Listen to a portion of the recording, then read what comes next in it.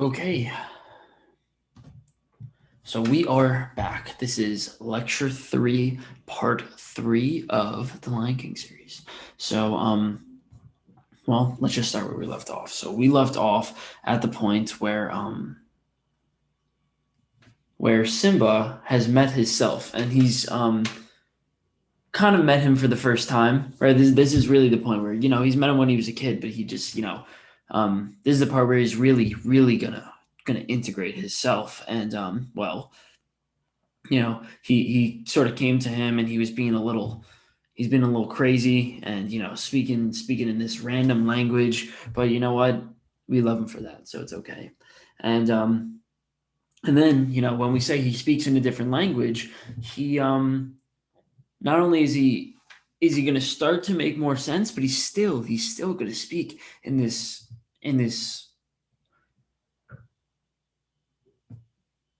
well, he goes from absolute gibberish to words, but these words don't make any sense. And that's sort of what the spirit is like, and you'll sort of see it. So he says, "I know your father," and Simba says he's dead. I'm sorry to tell you, but he's dead. And and Rafiki says he's alive, and I'll show him to you. And man, does that make any sense? Right? Like how does that make any sense? Simba watched him die 10 years ago, and he's still speaking this sort of gibberish, which you could say is the words of the self. And I mean, you could understand it if you ever heard the words of Jesus, if you ever heard the words of Buddha, if you've ever heard the words of the Dalai Lama, some deeply spiritual men, they'll speak in or even like watching Yoda or the Karate Kid, right, Mr. Miyagi, like these types of characters, they speak in a language that sort of doesn't make that much sense, but once you start to think about it, it kind of makes sense. And well, this is exactly what Rafiki is doing here. And well, it just reflects. It just says, this the language of the soul is not logical. The language of the spirit is not logical. When we speak in when we're trying to connect to the deeper parts of ourselves, we could talk science, we could talk all these medical terms, and talk about football. We could do all these things with the English language that we were given, but the language of the soul is not the language of English. It's a little bit deeper than that, and well, that's the language Rafiki's using here. So by the way, the name Rafiki means friend. Actually, it's actually an African translation for friend. I actually kind of like that. But anyways, so now we get to, so he says, "I'll show him to you," and he's got to go into this little cave here, and this is the crossing of the first threshold. It's funny because we've reached sort of like the end of the movie at this point, but well, this is what his maybe it's not. Maybe it's not his first threshold. Maybe this is just him going into the self. This is him going into his cave, as you could say. Well, I'll give you a good story of the Native American tribes. What they would do is they would have all these crazy rituals, like taking, yeah, like they would strip these 12-year-old boys. It would always be 12-year-old boys. They'd strip them from their mothers, the adults of the tribe. They'd strip them from their mothers, and they would just, they would bring them into these caves, and they'd put them under these these transformation ceremonies. And it would always happen in a cave. It would always happen in darkness. It would always happen underground. It would always happen in these places where you could say maybe there was no life, because if there's no life down there, there's no light. Also, then you could have a period of rebirth, right? It's sort of the idea of going deeper into yourself, and coming out a new man, coming into the new light as a new man, allowing for this idea of rebirth. And that's exactly what's happening for Simba here. He's going into this cave, this unknown territory, and as he goes in there, what does he find? He finds himself. And well, it's just his reflection, but it's himself. And this is something that you'll see also in Frozen. So he goes and he says, "Okay, I was supposed to find my father. My father's not here. This is just my reflection. And Rafiki says, kind of touches the water, makes it a little bit blurred, and then he says, then you see Mufasa, right? And you could look at the strong difference between the two. You could see Simba's face right here. It's so immature. It's so well, adolescent, you could say. And then you see Mufasa's face, and that is a strong, confident, well, lion, right? He's so strong, and well, I think that's the biggest point here. I think that's the biggest point. Simba right now, he's lived his entire life in this, or his entire adolescence in this Hakuna Matata mindset. This no worries, no problems, no responsibilities mindset, and well, he has no strength. You could say he's never developed any strength, any sort of power in him. And I think all of us have experienced that, where we find ourselves being weak, we find ourselves in a point where we're at a low point at maybe you say you want to go to the gym and you realize that you're physically weak, or or you go through some emotional trauma and you realize that you're emotionally weak. You've never heard of any sort of pain. I was talking to someone on my podcast the other day. Her name's Nicole Spindler, and what she was saying was she was 15 years old. She lived an amazing life. Great childhood, great adolescence, really no problems. And then one day she wakes up and her dad has cancer, untreatable cancer, like something that no one's ever really struggled with before, something that something that really blindsided her. 5 years later, her mom gets cancer, and what ends up happening, she was so weak, she was so unprepared for life to come and really hit her, that she developed PTSD, depression, anxiety, all those things within the next few years. And it's because she was so weak, and she was never able to integrate the strong side, which she eventually did, which was actually a very cool story. But that's exactly what this is saying here. So Rafiki says he shows him his reflection and he sees Mufasa, and Rafiki says he lives in you. Mufasa lives in you. And what he's really saying is the strength of Mufasa, the power that he was able to command. Even though Simba might look like this right now, he has the potential to be here. He's looking at the face of maybe not his full potential, because his full potential is to expand past Mufasa, but the next step in his journey is to achieve what Mufasa has achieved, to reach the strength that Mufasa has reached. And Rafiki's saying it's inside. It's inside of you. This is, this Mufasa-like quality is something that, well, we could talk about genetic expression, it's in your genes. It's in your gene pool. It's in the way that you act, or the way that you could act. And you're just not acting that way. And all you have to do is act that way. You have to embrace the mindset of a hero, you could say, and you can be Mufasa. And well, I was trying to figure out why that is actually true for everybody, not just in the mythological realm. And I came to this really cool realization, or at least, it's a very simple realization. It's the basis for all science. It's that every single one of your ancestors was reproductively successful. Every single one, right? Like, you imagine the idea of survival of the fittest, how some people die off. Sure, you could say some people die off, but every single one of your ancestors for the last 3 million years was reproductively successful. And it must beg the question, for them to be reproductively successful, for the survival of the fittest to actually happen, they must have had something that was fit of them, right? They must have had some strength that they were able to pass on to the next generation. And then their kid was able to pass something down to the next generation. And there were so many strengths that they all had that they were able to pass down that exist now in your genes. So, for example, I bet you somewhere along the last, I could say 3 million years, but 200,000 years is how long humans have existed. For the last 200,000 years, I bet you some of your ancestors were strong macho men. Some of them. And then some of them maybe were good artists. And some of them were maybe this. And some of them were maybe that. And there's something that exists inside of your genetic code that that allows you to be this Mufasa, that allows you to pursue your potential and pursue your goals. And well, you just haven't activated yet. There's a lot of science on the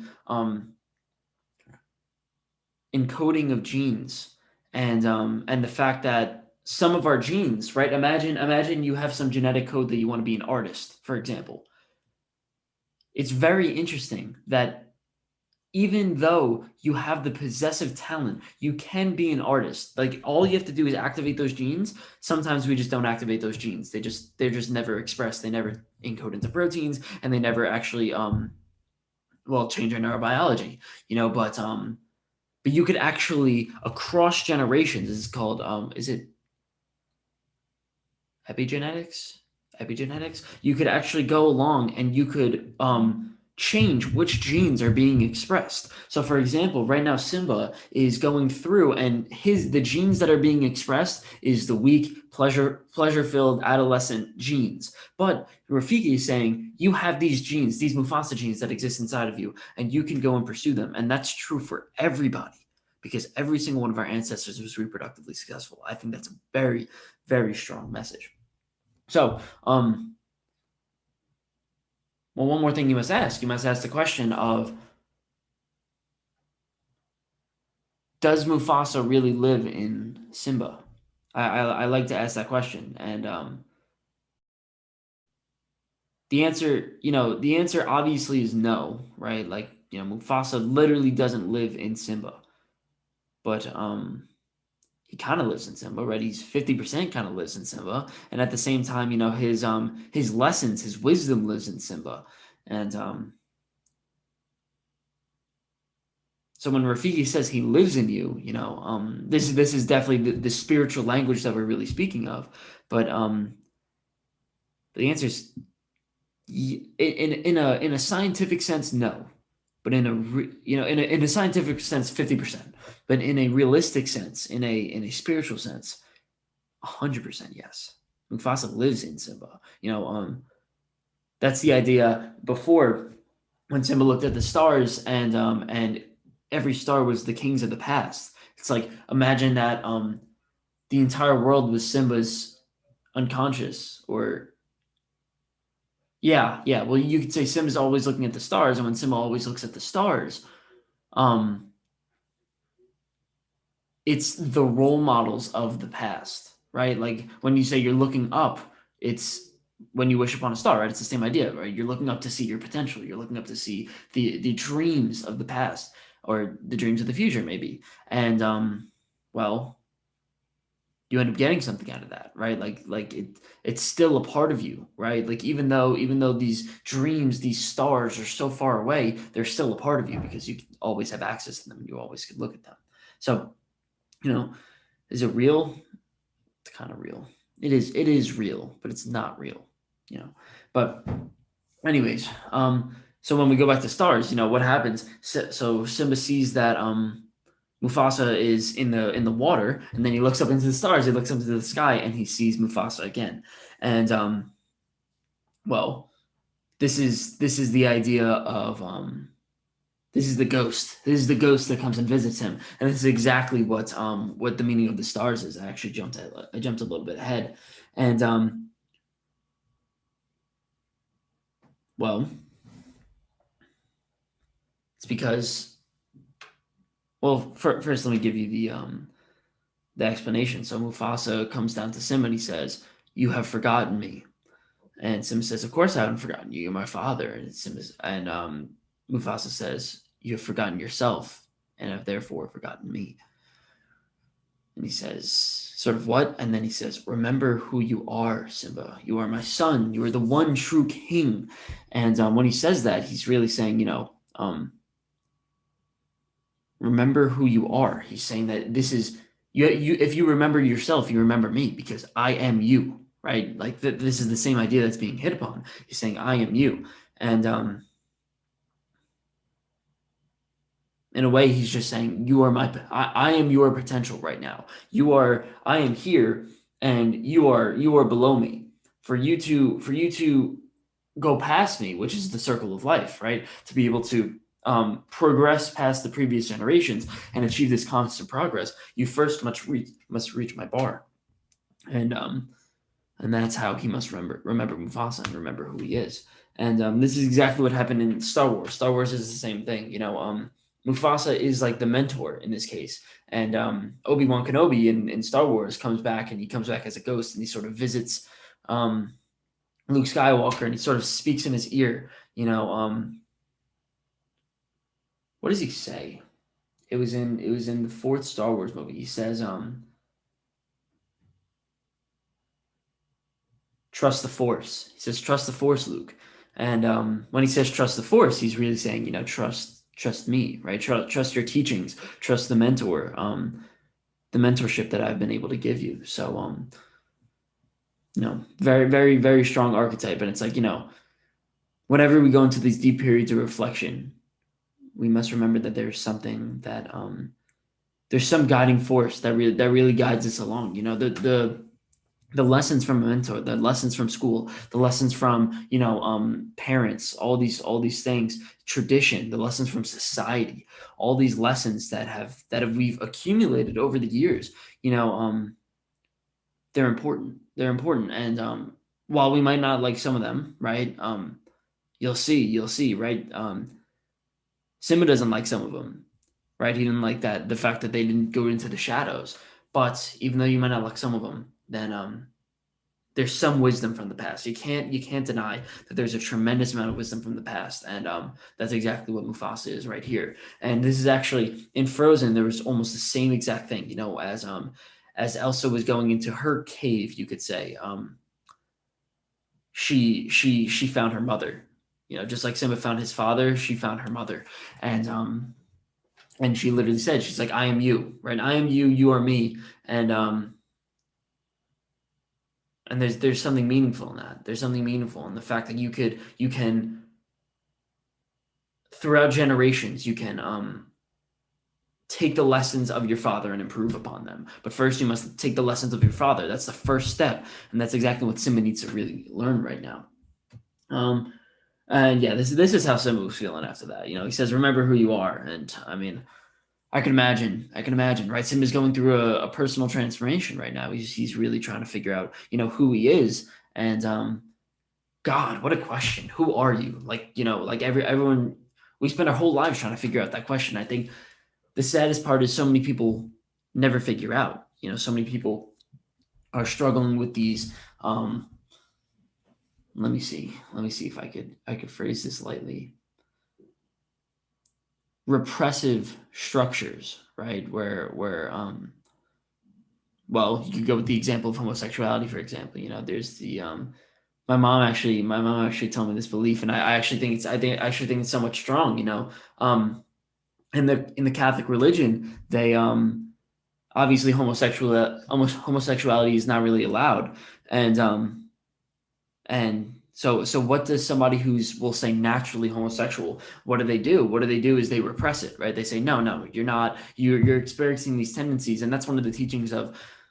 I'll say the teachings of the church. I wouldn't say the teachings of the Bible. We'll get that straight. But they say if you're experiencing these homosexual tendencies, which actually has been proven by Carl Jung and Alfred Kinsey of the Kinsey Institute, one of the biggest sex researchers on the planet. They say almost every single person has homosexual dreams, homosexual fantasies, and all these things. The Catholic Church will say, hey, listen, if you're struggling with these things, just push them away.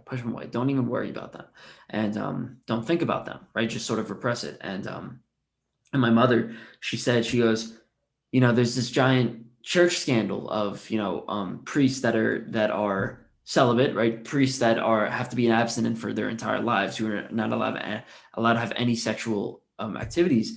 They prey on little boys, right? That's the big scandal in the church. And my mom said, she goes, it's probably because they were gay. It's probably because they were living their whole life, very saying, listen, I'm not attracted to women. If I'm going to give myself to God, then instead of going into a marriage and being unhappy with it, maybe I'll just be a priest and I never have to express my sexuality at all and just live celibate. And well, the problem is that doesn't work, right? The problem is if you throw something into sort of like this closet, then you're not eventually all the thoughts, everything will pile up so much, and you're going to keep throwing it into your closet to the point where everything comes spilling out. And well, there was a study about abstinence, so all the so I think that's the craziest part, so that's exactly what happens. They end up molesting these little boys, right? And it's always boys because those are the ones that are targeted by gay people, of course. And well, there was a study on repression, or I guess it was just they were just trying to figure it out. They were looking at these little adolescents, and they were saying, how many adolescents wanted to made a pledge to be abstinent until marriage, to abstain from sexual activity until marriage. And out of all the people who said that they would abstain, who made that promise once in their lifetime, 88% of them failed. 88%. And man, what a freaking stat! Because what ends up happening is, sexuality is so innate to our nature. It's so necessary as part of our nature, and the more you suppress it, the more you push it away, the stronger it becomes. It's like the idea that well, Jordan Peterson talked about, there was a, in his book 12 Rules for Life, there's this little monster, and all it was like a little gerbil, and you knew it would become a monster. It was in a children's book. Literally, the whole thing was, it was this little gerbil, but nobody really paid attention to it the whole time. And the less they paid attention to it, the more it grew, the more it grew. And by the time that everyone started paying attention to it, it was this giant 30-foot monster dragon that was taking down the entire house. And you got to ask, why were people not looking at it? And it's because, well, they were repressing it. They didn't want to look at it. That's the idea of Voldemort. The idea of Voldemort in Harry Potter is, Voldemort comes back from the dead, and the entire world says, no, he's not. No, he's not. No, he's not. Don't worry about it. And he's back from the dead, and he for months he's able to operate under the radar and operate well. We'll say the good guys weren't able to be prepared because they were ignorant. They were repressive, and they weren't able to understand themselves, and or understand that Voldemort was back. And when that happens, Voldemort came back, and they weren't prepared. That's exactly what happened with the epidemic. With the pandemic, we weren't prepared, right? Bill Gates came up in a TED Talk, and he said, "Hey, listen, everybody. If we have a epidemic like a flu virus, we are screwed. We are in trouble. We don't have the necessary technologies. We don't have the necessary funding. Blah blah blah blah blah." And he was right. He was right. And man, that's such a strong message, not only from a government perspective, but in an individual perspective, like Simba here. He says, Mufasa tells Simba, you've been repressing your true self your whole life. Or ever since you left me, you've been repressing your true self. You are not your true self. You're pushing away the meaningful self that you could have, the meaningful life that you can live. And remember who you are. Remember yourself. And that's the personal transformation that Simba's going through. He says, hey, listen, I've been repressing this beautiful side of me for so long, this great person that I could be, and I'm not doing it. I'm not living that life, and I need to come closer to myself. So, if we're looking at the diagram of the self, if we're trying to figure out how close Simba is to himself, how close he is to realizing that he is there, he's close. He's close because he's remembering. He's starting to figure it out. He hasn't been able to take it into action. He hasn't been able to do anything about it, but he's starting to realize, starting to wake up. That's the idea in Percy Jackson. In Percy Jackson, they have this lotus flower. Well, all you got to do is eat the lotus flower, and the lotus flower is meant to symbolize, it's a lotus flower cookie. So lotus is the symbol for herself. It's a symbol for spirituality. But the lotus flower cookie is the symbol for the corruption of that self, right? The corruption of that, where it's just, you're taking this spirituality and just using it for pleasure, right? Because cookies have sugar in them, obviously. And And what happened is, as you eat the lotus flower, you get stuck. You get stuck. It's sort of like a hallucinogenic, where you sort of, or sort of like a numbing drug, where you just sort of you're living a great life, but you're in a daze. You're living sort of like an animal, and all you do is they make you stay there at their casino where the lotus flower is, and you are just you just keep gambling and you just keep living this life of pleasure. And well, there's some utility in that, because obviously you live this life of pleasure, but then at some point you got to wake up. At some point you got to be like, oh my God, I've been here for, 30 days, right? They thought they were there for a few hours and they were really there for 30 days. And you're like, holy crap, I just missed half my life. And that's exactly what a midlife crisis is. You're like, holy crap, I just missed so much time. I need a spiritual awakening. And that's exactly what Simba's going through here. So I think it's funny. So Rafiki, he goes to Simba. He goes, he's still, So Rafiki never changes his language. He never switches away from the spiritual language, and he says, the weather is being a little bit weird right now, right? And that's obviously a talk about the fact that Mufasa came through the clouds. But he says the weather is being weird right now. Obviously, he's being facetious and he's being, sarcastic and speaking some weird language. But the crazy part is that Simba plays along with it. Simba says, yeah, it looks like the winds are changing here, right? So when he says that, he's not saying, oh, like, Rafiki, why are you talking like that? He's actually playing along with Rafiki's weird, spiritual language. And that's what it means, the fact that Simba is, he's starting to move along with himself. He's starting to understand the language of the self. And I think that's such a beautiful language, the language of the spirit, you could say. And, so now he just discusses his problems. He says, hey, listen, I know I have to confront Scar essentially, but I must face my past. I must confront everything that I've been putting into my closet for so long. I just did that with, I just did part of that with seeing my father and this whole spiritual experience, but I haven't really confronted my entire closet. I'm going to have to do that with Scar. And, well, then, Rafiki says a great lesson here. Says you can either run from it or learn from it. And,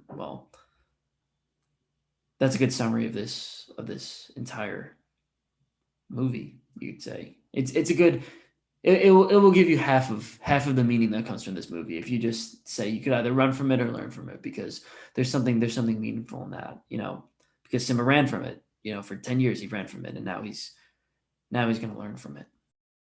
So Simba says, hey, listen. Then he just kind of leaves. Then he just kind of runs away, and he says, hey, listen, I'm going back. I'm going to my place. I'm going home. I'm going home, and I'm going to return to the place where I was a hero. I like that motif, so the fact that if you go to Pride Rock over here, Simba in Pride Rock, when he was a kid, obviously there's him as a kid over here, he was a hero, right? He was the embodiment of the child hero archetype. He was in touch with himself, and he was able to go through this beautiful experience of being a hero. And then the big problem with that is that he escaped. He left, right? So he had this experience. He's like, yes, I can't wait to be king. I'm awesome. Look how confident he is. Obviously slightly egotistical, but still confident. But then he left, right? And the fact that he left. Where does he leave? There we go. Right there. The fact that he left means that he's running away from his hero self. Not only is he running away from his kingdom, his kingdom is the symbol for his hero self. His kingdom is a symbol for his true home, you could say. And he left. He ran away from it. They said you could either run from it or learn from it, and he ran away. And what ended up happening is that as he ran away, it was taken over by this tyrannical dictator. And doesn't that happen for our own self? If you repress the beautiful hero parts of yourself, if you repress the amazing aspects of yourself, what's going to take over? It's your hero self is going to decay. It's gonna leave you because you're going to be possessed with this new ideology, and this new ideology is the Hakuna Matata ideology, and that's exactly what was sort of playing out here. It's, Simba left his hero self. He was left with an undeveloped self, and that's exactly what happened in Star Wars. That was the main meaning of Star Wars. As you go through all 6 movies, Anakin Skywalker was the child hero. The first 3 movies, he was the child hero. He was such an incredible, incredible character. And then he turned into a villain, right? He escaped his hero self, and he turned into Darth Vader, right? So he was completely gone from well, he left his hero self undeveloped, right? Because it essentially stopped at the point when he was like 18, 19 by the time he turned into Darth Vader. Then he was Darth Vader for a while. We'll say that's for Simba. That's him being the pleasure self that he is right now. Going through and Hakuna Matata. It's a different archetype. It's one was Hakuna Matata, pleasure. The other one was power. Right. Darth Vader was focused on power, but it's the same idea. They left the child hero archetype, and then what happened in the 6th movie? Darth Vader. Spoiler alert. Darth Vader saves Luke Skywalker. He does his final hero's deed, and he saves his son from death, right? And he betrays the system the dark side that he alleged himself to. And what happens as he took off his mask, Darth Vader took off his mask to die, essentially. What was revealed inside of his face, what was revealed on his face was a wrinkly, we'll say a wrinkly, pale, small, scarred head with no hair.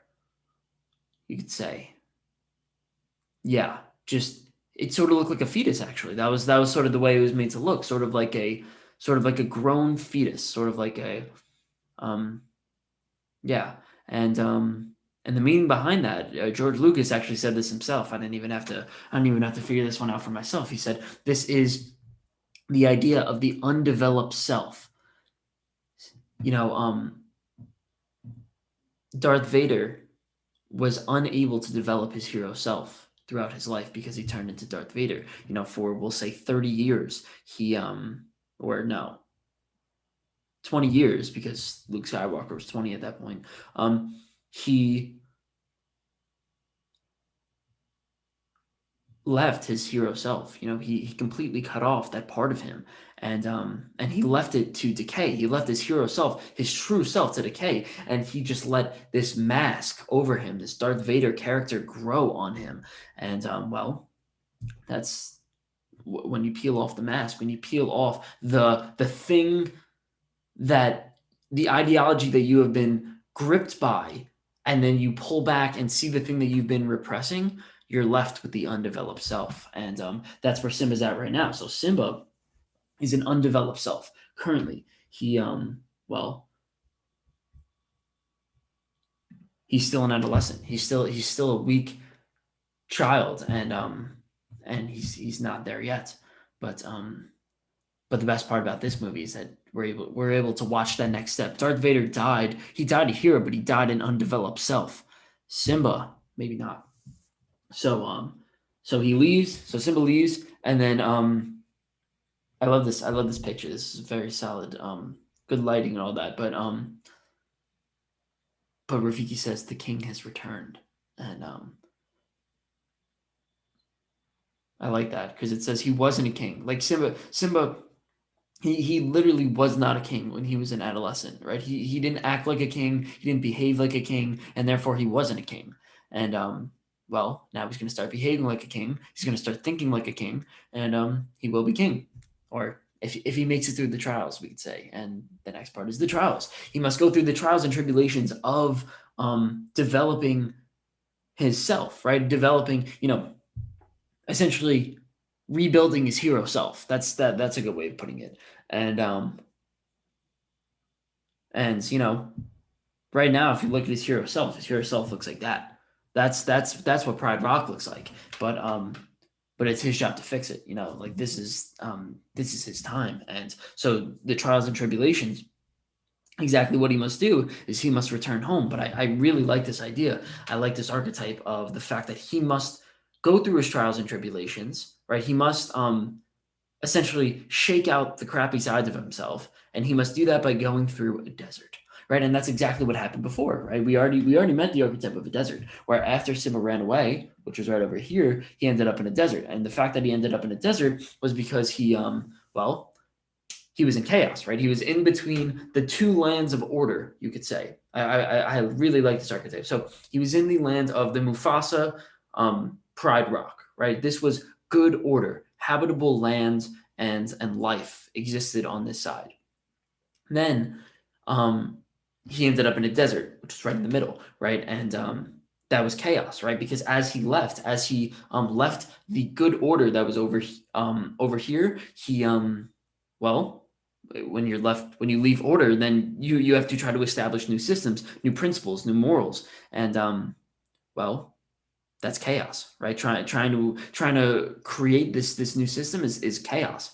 But on the other side of the desert was Hakuna Matata land, you could say, right? The land that Timon and Pumbaa lived on, and well, I would say that's akin to the Pleasure Island that Pinocchio had. In the movie Pinocchio, he was with Geppetto, good order. Then there was water, right? Because Pleasure Island was on an island, right? So in between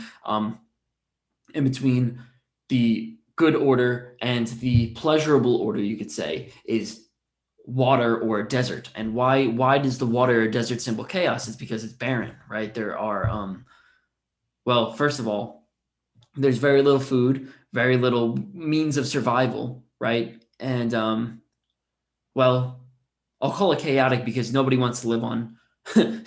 Imagine nobody wants to live in a desert and nobody wants to live in water. That's just I guess how it is, and that's why I guess it's chaotic. And also, I think the good thing about both of those places is that they're barren, right? Or the fact that there's a lot of time to think, there's a lot of time to be by yourself, and well, I think that's a good thing because Simba right now, so he was good order, left good order to go to Pleasure Island. So Pleasure Island or Hakuna Matata Land was also order, right? It was also things where he wasn't in as much chaos as he was in the desert. He had a principle, right? He had a Hakuna Matata, but he had a life philosophy, you could say, but it was wrong, right? It was wrong.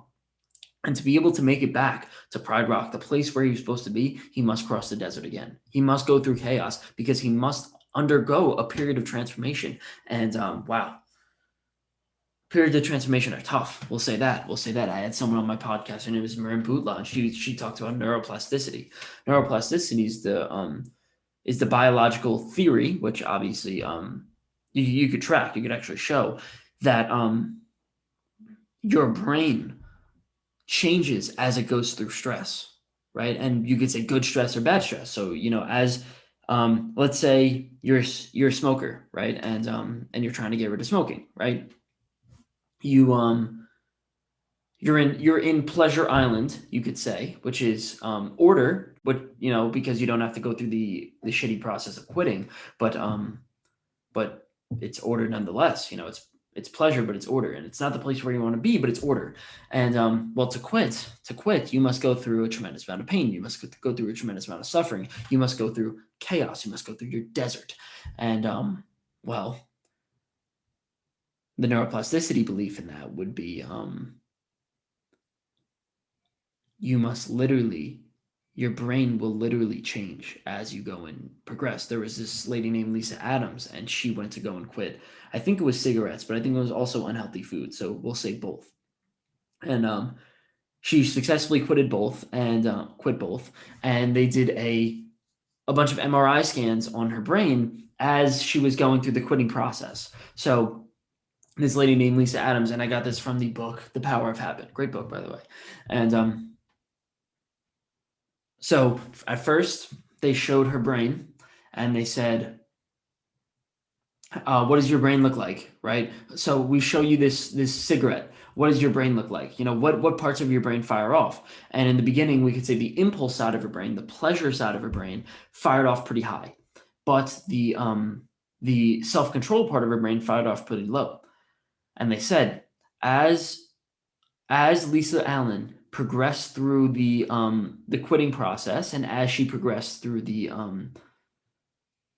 we'll say her trials, her chaos of withdrawals and all that, her brain actually changed. They said as they were going through the months and they did more MRI scans on her brain and they showed her the cigarette, her impulse, her pleasure island, we'll say brain firings or activity stayed the same, but her, I'll say, self-control, or I call it the hero impulse, actually kept going up. And it got to the point where she was so good at resisting temptation that her self-control was a lot stronger than her pleasure seeking. And that's exactly the brain transformation that we're all looking for when we try to quit any sort of bad habit. And well, I talk about that in my book. I got to plug my book now. Break Your Bad Habits in 150 pages. A hero's journey, and that's exactly what my entire philosophy is all about. But Lisa Allen, yeah, she her brain changed. Her brain changed, and for you to go through any transformation, your brain must change, and that's the thing. That's stressful, but at the same time, it is difficult. It is so difficult, and well, that's why so many people don't quit. That's why so many people don't quit. It's a scary ideology. But so Simba makes it back. He makes it back to Pride Rock. He goes through his trials, let's say, and well, what does he find? Just like Darth Vader, he finds his undeveloped self. That's exactly what he finds. He finds, sure, it's the same person, right? Anakin Skywalker was the same person underneath the whole time, but it just like Pride Rock is the same place. Nothing ever changed, but it's undeveloped, right? He left it for the dogs, for the hyenas, essentially, right? He left it to die, and well, it's going to be undeveloped. And not only must he go through the trouble of changing himself, not only must he go through the trouble of leaving Pleasure Island. You could say this is the leaving Pleasure Island. This is the developing himself. There are two different processes there, and tough, man. It's going to be tough. And well, I guess let's see how much. Yeah, we can make it through. We can make it through. Let's do it. So we go here, and well, now we must figure out what the undeveloped self looks like. So obviously, this is Simba's mom over here, and 20 years older, and we could see that who has the power in this dynamic. Obviously, it's the hyenas. The hyenas are discriminating. I think it's funny. They're discriminating against the lions, right? They're discriminating against the people that once discriminated against them. Because if we were talking about before, Mufasa discriminated against the hyenas. That's true. He said, "Hey, listen, the hyenas are not part of our kingdom. Scar is not a part of our kingdom. Don't even look over there." And when he says that, hey, listen, lions had it coming for them. I guess they did. They did because because well, I guess serves him right. You could say that was Mufasa's fatal flaw. He wasn't paying attention to the people he was discriminating against. So he was discriminating, and he was also wasn't paying attention to them. So that's pretty bad. But when you look at the roles, we're painted this picture of lions are the heroes, right? Because well, we could say the hyenas don't show us any reason to believe that they're good. So the lions are the heroes in this case, and well, you could see this is the undeveloped self, right? The hyenas have taken over, evil has taken over, and the lions now, the good people, we could say, are being discriminated against, and that's exactly what happens in an undeveloped self. You're not going to have the good people ruling because, well, it's undeveloped, and that's exactly what Fahrenheit 451 is. Fahrenheit 451 is a great book, and well, I guess that's any dystopian society. 1984, Brave New World, all those books, so Fahrenheit 451 in particular, they burn the books, right? So every single book is burnt. And we could say books are heroic. We could say books maybe not heroic, but they're wise. They have something of value to give to the world, and in that sense, they are heroic. They create heroes, or they are written by heroes, and they create heroes, or at least some of them are, and those are the ones that we read, hopefully. And in Fahrenheit 451, they burn the books, and you got to ask who has the power in that case. Who has the power is the people who burn the books. Society has come to the agreement that that books are, they make you think, and thinking is bad, because if you think, then you're going to question things, and if you question things, then you're going to have chaos, and if you have chaos, then you're going to burn down your entire society, which is somewhat true. But at the same time, you need that thinking, right? I mean, that's exactly what we're going through right now, in American society. But the question is, do you eliminate thinking altogether? Obviously not. So they burn the books, and you could say who has the power? It's the evil people. We'd say, if we're going basic, we're going to say that the people who want to burn the books are the ones who have the power, because they have the ability to burn the books. And that's exactly what we're seeing here. We're seeing this sort of dystopian self, this dystopian society, where the evil people, the hyenas, are have control over the heroes, have control over the books, have control over the people who wish to develop. We'll say, we'll go with that. So then we go back and we say, okay, obviously now we have a dictator in this undeveloped self, and we find out that there's no food, right? And Scar says, "No, you're not. You're just not looking hard enough," which is anything that a good dictator would say. And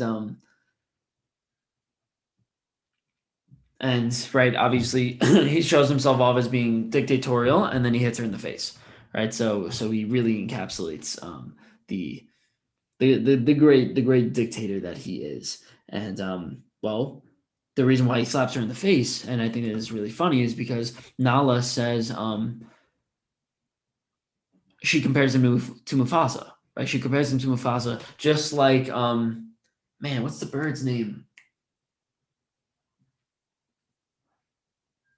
I'm not going to remember the bird's name, but the bird, Mufasa's bird, compares him to Mufasa, right? And he gets, and Scar gets aggressive with him. And if we're to be really, really understanding of what's really going on, Nala compared Simba to Mufasa, right? And since Nala compared Simba to Mufasa, it actually sort of seems, right. This was his face when she did it, right? And that actually sort of makes us believe, what is it that's possessing both Scar and Simba? Why is there a similarity between them? And the real truth is that both of them were possessed by the ego, right? Both of them were possessed by this infatuation with the self, to believe that they are the best of the best, when really both of them are inferior to Mufasa, right? So when you challenge anyone's ego, they're going to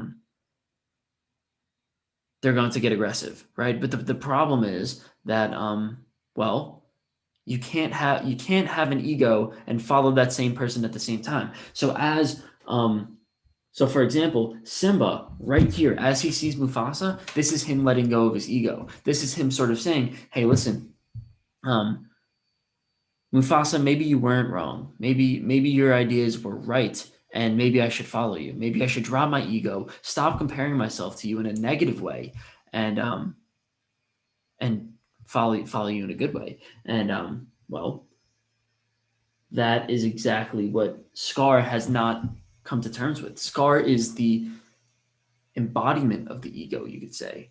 And okay, we are back, and this is closing out the Lion King. So yeah, so something that we've really determined here is that Scar is full of ego, right? Like, this is, we could say that he's the embodiment of ego, just because he's so rational, as well as, yeah, he gets offended so easily. And well, he's the thing that Simba used to be, right? So because Scar is getting so offended, you could tell, so Scar was getting so offended. And also, as we were going through when Simba was a kid, he kept saying, "I just can't wait to be king." And throughout the song itself, he was being very egotistical. Like, he really didn't know what it means to be king, right? He had no idea. And well, to be able to really figure out, you know what, is he meant to be king? He must first confront um, what he once was, which is the egotistical, tyrannical version of himself, you know. And you could say that that's embodied in Scar, because after all, Scar is also in his bloodline. You know, we say Mufasa is part of his bloodline, and you know that he embodies Mufasa, but he also embodies Scar just a little bit, or at least that's just a small part of him, because of course that's his uncle. So now we get to the confrontation part of it, and well, you know, I think that's something that's really good about Simba. Is Simba comes in with, you know, he comes in with passion, he comes in with fury, but right away he's hit with Scar's little tricks, you could say, you know, the same tricks that he faced a while ago. And that's exactly what, you know, when Scar told him to run away, that's exactly what confronting your past is all about. You know, he's got to really face this, essentially the same exact obstacles that he's faced before. Maybe a little bit more, maybe a little bit less, but almost the same exact things. And when he does that, it's almost as if you're suffering from post-traumatic stress disorder, for example. You know, if you're struggling with, well, I guess anything that you've been avoiding. So, for example, anybody who's trying to do public speaking, I really like that example because everybody struggles with it, you know. So if you're trying to figure out how to do public speaking and do it well, you know, it's not like the challenge itself changes, right? It's not like it's a different public speaking event. It's not like the first time you speak, you're gonna have to speak in front of 500 people instead of 20 people. It's like, no, all you got to do is speak in front of 20 people, no matter if it's now, tomorrow, or 5 years from now. You just got to speak in front of 20 people, and you're confronting the same enemy, you could say, same enemy, right? And that's exactly what Simba's doing here. You know, he pulls the same trick, Scar. He says, must this all end in violence, is actually what he used on Mufasa. And then he says, oh, so you haven't told everybody your little secret. And he's talking about the idea of Mufasa being killed. And obviously, you know, earlier in the movie, Scar blames Simba for where is it? Where is it? Where is it? Right here. Scar blames Simba and said, Simba, you are responsible for Mufasa's death. And while it's somewhat ambiguous, I think we could come to a nice little conclusion that maybe it wasn't Simba's fault, right? Maybe this was sort of a little bit manipulation, obviously, because Scar was manipulating him, and obviously Scar was the one who ended up killing him. So I mean, we could remove a lot of fault from it. You know, that's exactly what in Batman Begins, Batman or Bruce Wayne was really struggling with that. You know, he was the one who lured his parents into the alleyway where his parents were killed, but it wasn't intentional. It wasn't really his fault. And we could say that Simba shouldn't feel guilty about it. You know, that's something about it. But he still hasn't confronted that himself. You know, he confronted that he should be someone that he isn't, right? And that was something with Mufasa, but he hasn't confronted this fact. And this was the thing that got him out of his hero's journey in the beginning, right? This was the thing that got him out of Pride Rock. So this is something that he needs to confront. And well, I guess is the most necessary thing that he needs to confront. So he doesn't confront it well. That's the first thing to do it, because he still feels responsible. He still doesn't understand exactly what happened. He still hasn't come to terms with it. So Scar takes advantage of him, you know, sort of pushes him into a corner, and then he gets him in this beautiful, beautiful scene right here. He gets him right in the same spot where he had Mufasa. Right? Like that's a great way. That's a really, really powerful way of showing, you know, they are the same person, and it is Simba's job to go further than where his father was, and that since they were put in the same exact test, one must pass and one must fail, right? And that's exactly what happens here. So, you know, this is what I call, or what Joseph Campbell calls, the belly of the whale. The belly of the whale is essentially the point where you are struggling the most, right? Where you are, where everything sort of seems like all hope is lost, you know, sort of that moment. And and you're in trouble, right? Usually it's mortal danger. You know, it really came from the idea of the story of Jonah in the Bible, called the belly of the whale, but also, it happened in Nemo, right? In Nemo, what happened is, you have Marlin who's trying to find his son, and his problem in the entire movie is that he couldn't give his son independence, right? Like he was so sheltering of his son, and well, they're in the belly of the whale. They're holding on to the whale's tongue, to be exact, and they're about to go into the belly of the whale, and he's with Dory, and Dory says, and Marlin's sort of holding onto the tongue, about to fall into the whale, or Marlin's holding onto the tongue and also holding onto Dory, kind of like saving her, you could say. If he lets go, she falls into the stomach of the whale, and well, Dory says, "You need to let me go. You need to let go and trust me, because we could get out of it. We could do this." And Dory says, "You need to let go," right? And that's it's the point of mortal danger. It's the point where you're struggling the most, but it's also the time where you learn something about yourself, where you go through the strongest period of transformation is in this belly of the whale, because most people don't make it out of the belly of the whale. That's the thing, right? So Marlin needs to learn in that point of time to let go, right? And that also could be applied to Nemo, right? Where he needs to let go and stop being so sheltering of Nemo. That's the main message that you get in the entire Finding Nemo story. It's the same thing here. Same thing with Simba. Different message, but Scar gets him in this point of mortal danger. There's fire underneath him. If he drops him, just like Mufasa, Simba will die. And Mufasa whispers into Simba's ear, "I killed Mufasa." And although I feel like it's quite direct, right? Like I feel like Simba should have really figured it out for himself.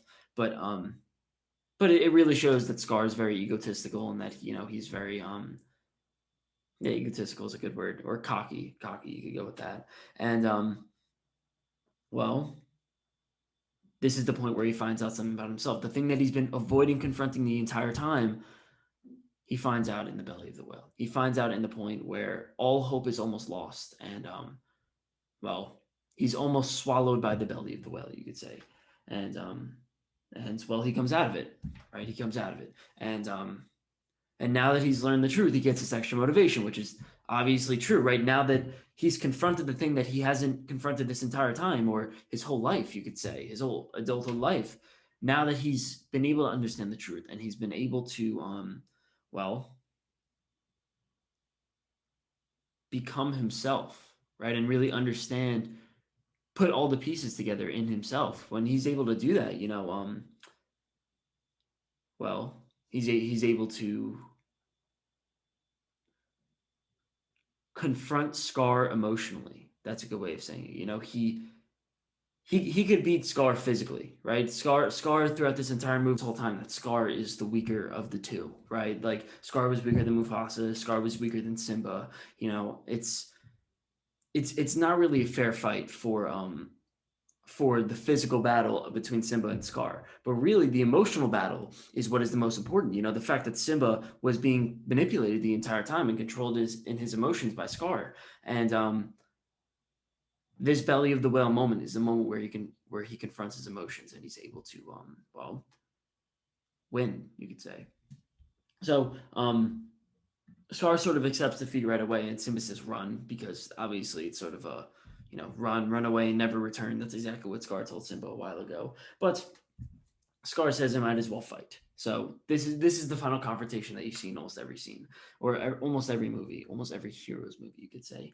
And well, man, would you want to be fighting with that? That's a little brutal. Comes in, and man, this is a great animation. But yeah, I mean, it's really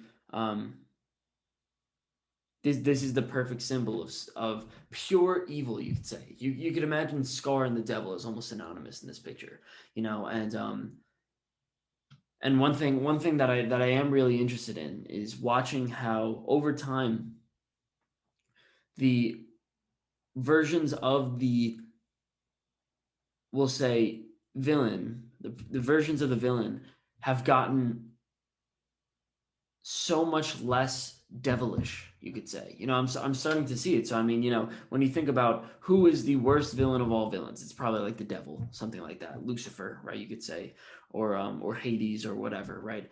And Scar is almost seen as something like that. If you look at someone like Voldemort, Voldemort and Harry Potter, these villains are so evil that all you must do is confront them and destroy them, right? Like that's really the goal. The goal is for them to die. But as you watch throughout time, I've been watching, there's more and more movies. Frozen 2, for example, Moana, some Captain America movies, Captain America Civil War, no, Captain America Winter Soldier, and there was one other one. And oh yes, Batman Begins. No, something like that in Batman Begins. But you see, all these heroes, they see the villain as somebody who is fixable, you could say, somebody who is, maybe killing them isn't the right answer. Maybe they could be revived or fixed in some way. Voldemort, Scar, Hitler, the way that we depict him, obviously, there were some, think about it this way, there were some Catholic and Protestant priests who said, give me 30 minutes with him, right? Like their ideology was, give me 30 minutes with him and I could fix him. Or I could work with him and we could confront the reason why he's so anti-Semitic and wants to kill 6 million Jews, all these things, right? And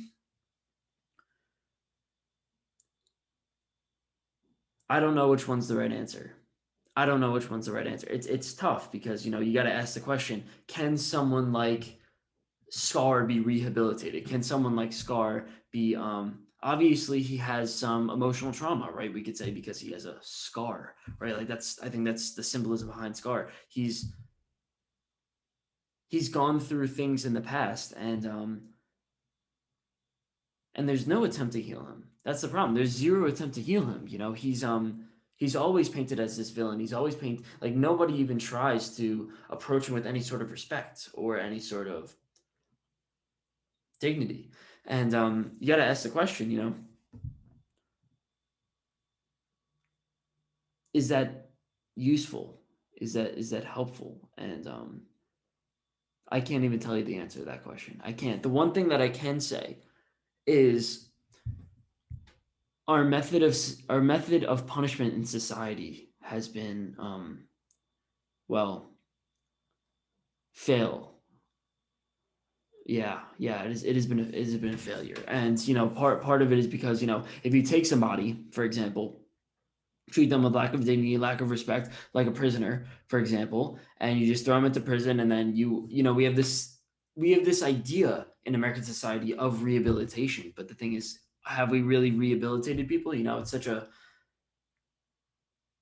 a tough question, and the answer is no, right? The answer is straight up no.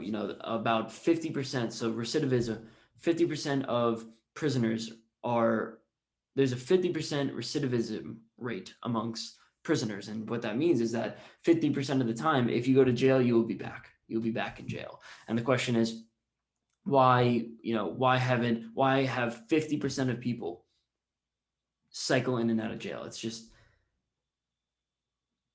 our method of punishment doesn't seem to be working. So the question is, does compassion work? It's a tough question. It is a tough question. But in this case, you're going to see Simba wins the fight, and you sort of get this little poetic justice type deal in here, and that's exactly what happens. He gets taken down by his own subjects. So Scar said, he's like, hey, listen, it wasn't my fault. It was the hyena's fault. He says that to Simba, and the hyenas heard, and well, that's sort of the manipulation. It's the backfiring of Scar's manipulation and lying. The fact that he gets torn down by his own people. His own people start to realize, hey, listen, the only reason why I like Scar was because he was in power, right? Like I would get close to him because he was in power. He was in power, and well,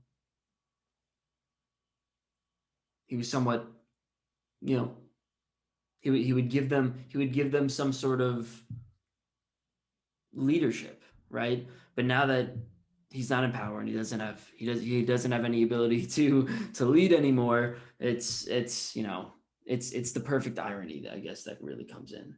And Well, now we have reached the final point. The final point is we have confronted our demons. What happens next? You must have the transformation. You must have, the unity that comes with confronting, because it is a beautiful feeling, really confronting those our demons, confronting your problems, your struggles, your habits, all these things, being able to confront it head on and not run away from it like we normally do.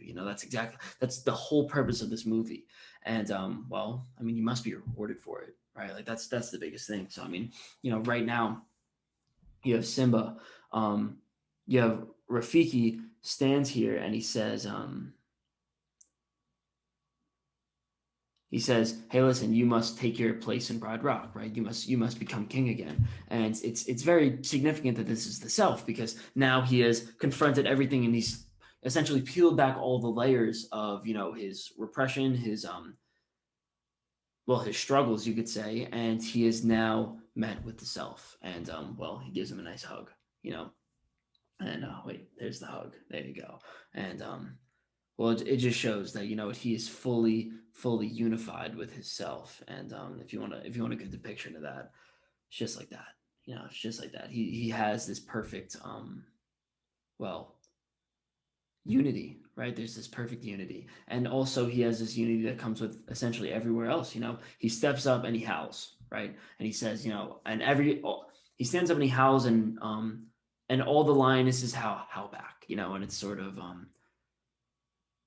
it's a beautiful moment where there's unity between him and his kingdom, and also him and his self. Also, there's unity between, well, him and his father, right? He looks up right as he's about to howl, and he says, his father says, "Remember who you are," and well, I would say this is atonement with the father part too. He says, oh well, he just says, "Remember, remember," and well, this is the point where we could say he surpassed his father.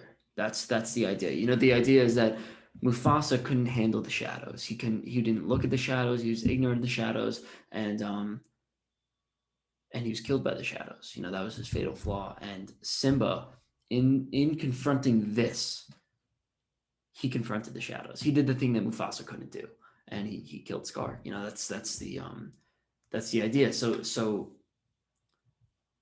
I wouldn't even say that Simba is better than Mufasa, because we don't know, right? Maybe this, when we talk about the circle of life, maybe Mufasa handled his own shadow back when he was younger, back when he was Simba's age, and then he sort of he lost his way, you could say. But Mufasa was ignorant, right? We could say he was ignorant, and whether or not he sort of lost his touch, or he was always ignorant, right? I would be led to believe that he was always ignorant, right? Because you could say he's the symbol for tradition, and well, hopefully you progress over time, and hopefully you become less discriminatory over time. So the fact that Sim is sort of looking into the shadows, I mean, that's a strong message, not only for yourself but also for society, you could say. And well, we could say that Simba has gone to the place where Mufasa cannot. And well, to end it, there's one more slide, and what you end up with is you have Simba with Nala. They play the Circle of Life, and he has a kid, right? So they play the Circle of Life theme song again, right? Which obviously is significant because it's a circle, right? Well, let's see. Well, I like that. I mean, they have essentially the same exact ceremony. So the whole purpose is you have Simba and Nala, and Rafiki raises him up. You have the same exact ceremony, and the hope is that hopefully, um, Simba's kid is just a little bit better than Simba. Hopefully, and that's the goal. All the whole goal of the Circle of Life is that progress over time, and that's exactly what we saw with Simba and his father. We're going to see that hopefully in this movie, or hopefully in the next generation, that hopefully that somebody is a little bit better than than their father. And I think that's the generational progress that we're looking for. And Well, I really did appreciate how they used the same exact animation for Simba's kid as they used for Simba because, well, that's how it's supposed to be. It's supposed to be, they're supposed to be essentially the same thing coming out. All you see in Simba's baby right there is that he is full potential, right? He is full potential. He has the world in front of him, and that's I guess that's what Rafiki raising him up means. He's just straight potential, and well, that's that's a great way to end it. That's a great way to end it because it shows that this movie could play over millions and millions of times and it would never get old because it just keeps going. So I really like that. That is the end. That is the end. And well, I must say, if anyone is interested, I just published this book. It is Break Your Bad Habits in 150 Pages, A Hero's Journey. And this is essentially this lecture series is essentially what my book is all about. It's taking the lessons from The Lion King as well as many other stories, movies, popular movies, and using it to break bad habits, break all the bad habits that we really struggle with. So if you are interested, then my book is on Amazon. The link will be below. Thank you.